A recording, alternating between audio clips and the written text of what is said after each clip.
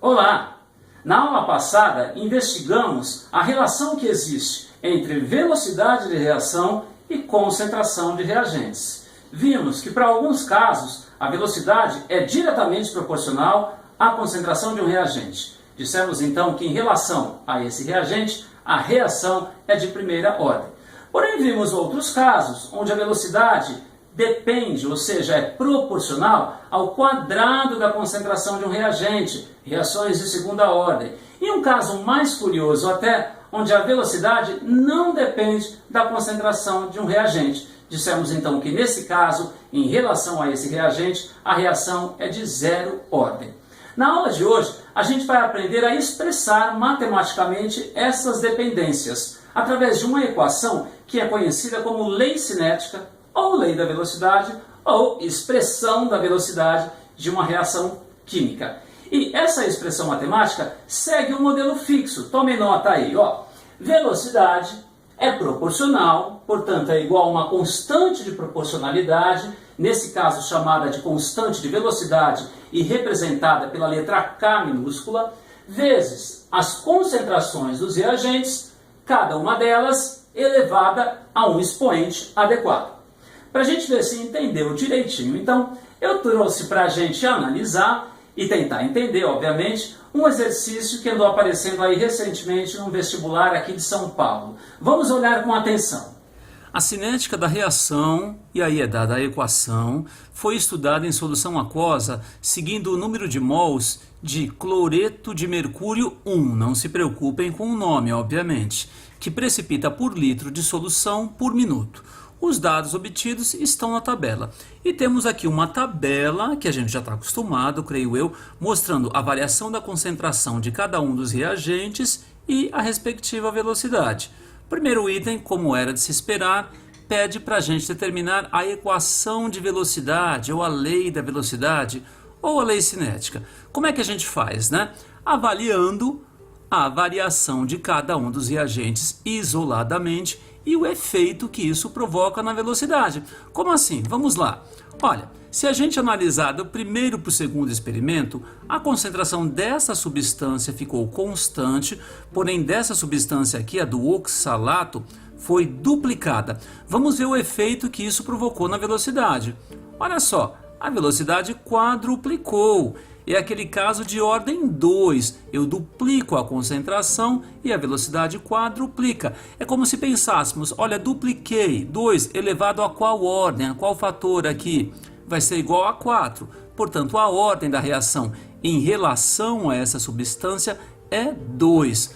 Vamos fazer agora a mesma coisa para outra substância, buscando experimentos onde apenas ela varia. A gente vê aqui que dá para a gente comparar do terceiro para o segundo experimento, uma vez que a concentração do oxalato ficou constante e foi duplicada a concentração do cloreto de mercúrio 1. Nomes meio chatinhos aqui, mas que não interferem na nossa resolução. E o que aconteceu quando a gente dobrou essa concentração? Olha só, a velocidade dobrou também. Ou seja, temos aquilo que a gente chama ordem 1, primeira ordem, em relação a essa substância. 2 elevado a y foi igual a 2, ou seja, y igual a 1. Dessa forma, então, dá para a gente determinar a equação da velocidade, que segue aquele formato. Velocidade é proporcional, ou seja, constante de velocidade. A concentração em mols por litro dessa substância, a gente forma isso colocando a fórmula química da substância entre colchetes elevado a 1. Obviamente, não precisa colocar esse 1 se você não quiser. Vezes, isso é importante, eu sempre multiplico essas concentrações, a concentração do oxalato ao quadrado. Tendo feito isso, podemos então ir ao item B, que vai pedir o valor da constante de velocidade. Ou seja, a gente tendo essa expressão, é possível calcular o valor dessa constante substituindo os dados de qualquer um daqueles experimentos. Eu optei por colocar os dados do segundo experimento, porque eu acho que matematicamente vai facilitar um pouquinho. Então a gente tem lá a velocidade da reação, que é igual a essa constante, cujo valor a gente quer determinar, vezes a concentração da primeira substância elevado a 1, não há necessidade, obviamente, vezes a concentração da segunda substância ao quadrado. Fazendo as continhas um pouquinho chatas, é verdade, a gente chega ao valor de 125. Veja bem, existe unidade para a constante de velocidade, porém como cada caso é um caso, em função das ordens, não é muito comum a gente expressar essa unidade. Daí a questão ter sido bem clara e pedir o valor da constante de velocidade, ou seja, não se preocupe com a unidade. E agora, finalmente, o item C.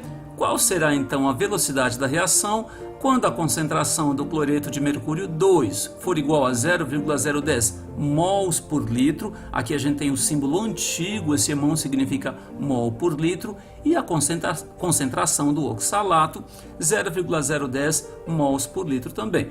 Temos a expressão, temos o valor da constante, é só substituir. Então, velocidade é igual a constante, cujo valor já foi determinado, 125, vezes a concentração da primeira substância, elevado a 1, vezes a concentração da segunda substância, ao quadrado. Fazendo as continhas, cuidado com as continhas também, a gente chega ao valor da velocidade igual a 1,25 vezes 10 elevado a menos 4 mol por litro por minuto, ou como ele preferiu, mol litro a menos 1 minuto a menos 1.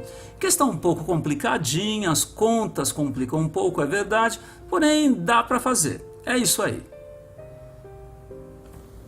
Bom, espero que tenha dado para entender, e agora vocês têm mais uma tarefa cujo endereço já está passando aqui embaixo e que também está marcado na descrição do vídeo. Basta você clicar e já é redirecionado.